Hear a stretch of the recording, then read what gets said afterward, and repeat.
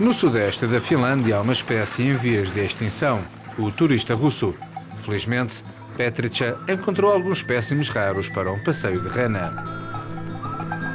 Estamos junto à fronteira russa, em Lapiranta. Até há uns meses, a região era cotidianamente invadida por turistas vindos do outro lado da fronteira.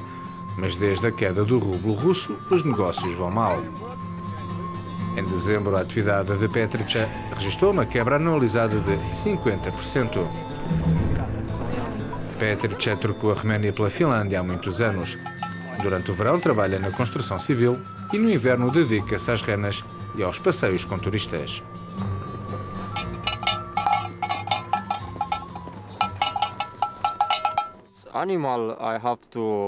Eu tenho de encontrar as renas quando são jovens e treiná-las. Não posso ter medo. A passo e passo a coisa vai. Há um ano tinha uma fila de gente à espera por um passeio de rena. Agora, como vê, tenho apenas algumas pessoas.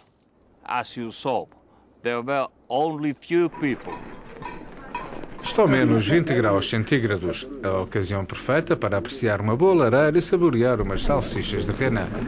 Depois do fim da Guerra Fria, a região investiu fortemente no turismo para atrair visitantes de São Petersburgo, como estas duas famílias. Vamos continuar a fazer férias, independentemente dos políticos e das flutuações da taxa de câmbio. Nós podemos sempre encontrar dinheiro para férias, porque a nossa situação não é tão desesperada quanto possa parecer. Gosto muito da região, é bonita e divertida. Vou fazer alguns passeios de rena e depois descer umas pistas. Agora há poucos turistas porque a política russa deixou as pessoas com rendimentos médios, como nós, virtualmente sem nenhuma possibilidade de viajar pela Europa. Os políticos russos puseram à nossa frente uma espécie de barreira económica.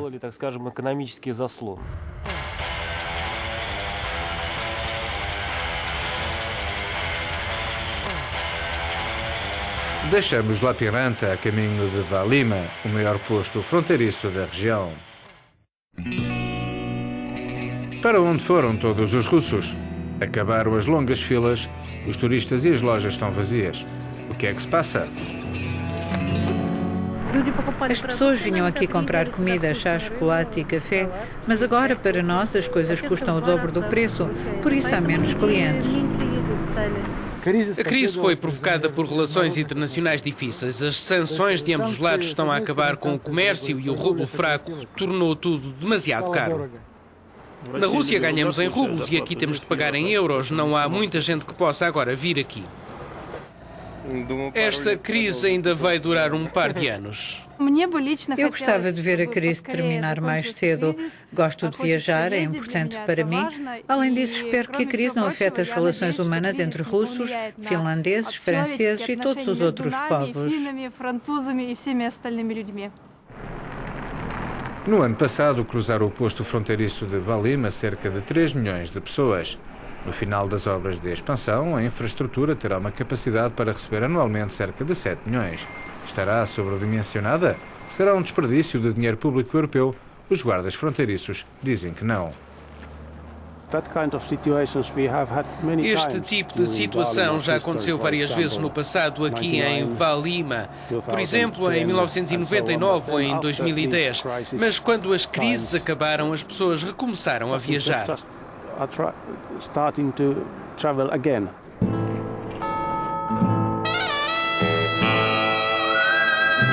Lapiranta tem cerca de 70 mil habitantes. As inscrições em cirílico multiplicaram-se na década passada e foi criado um esquema de dedução fiscal para atrair clientes russos. Olga nasceu em Moscou, mas tem uma loja na cidade.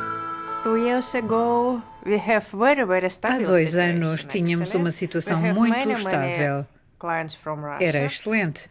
Tínhamos muitos clientes russos, mas quando a situação económica mudou, e com a crise na Ucrânia, a queda da taxa de câmbio, os clientes russos desapareceram. Acabaram os anos dourados.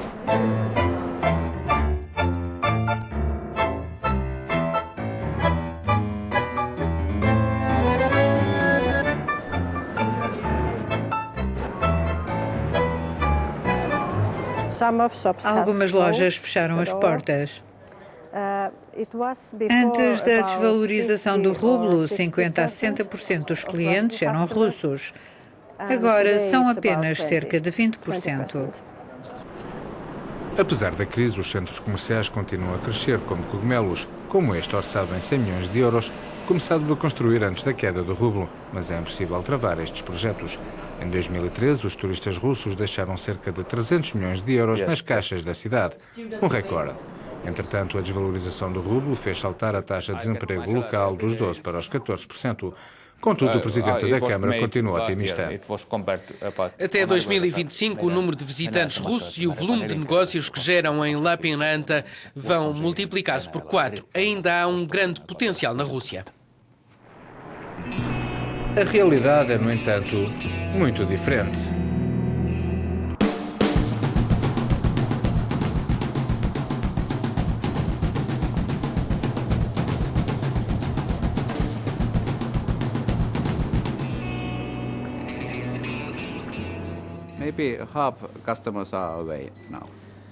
Cerca de metade dos clientes desapareceu. Este ano devemos ter uma quebra de perto de 50%.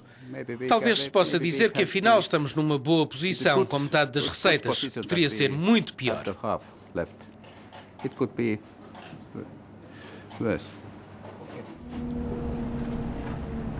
A Finlândia partilha com a Rússia uma fronteira de 1.300 quilómetros e séculos de história comum e conflitos territoriais. Durante a Guerra Fria, os países firmaram um acordo sobre a utilização do canal de Saimaa, que permite a ligação de Lappeenranta à cidade russa de Vyborg e ao seu porto no Mar Báltico. No final da Segunda Guerra Mundial, o sudeste da Finlândia foi anexado pela União Soviética e os residentes obrigados ao êxodo. Entre os milhares de finlandeses que foram forçados a abandonar o porto de Vyborg estavam Pekka Perasto e Pekka Tihverainen. Ambos recordam do dia em que tiveram de partir da cidade onde as famílias viviam desde o século XVII.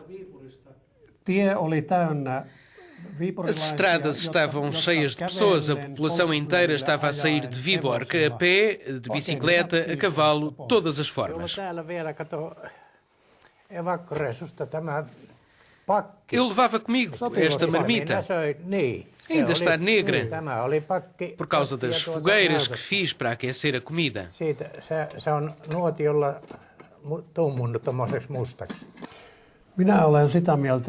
A Finlândia deveria pedir a adesão à NATO.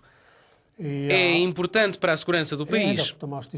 Se a Rússia tentasse algo semelhante novamente, a Finlândia estaria mais bem protegida. Os fantasmas do passado alimentam um apoio crescente à integração na Aliança Atlântica, mas de momento não existe uma maioria de opiniões favoráveis relativamente a esta matéria. As eleições parlamentares de abril poderão mudar a paisagem política.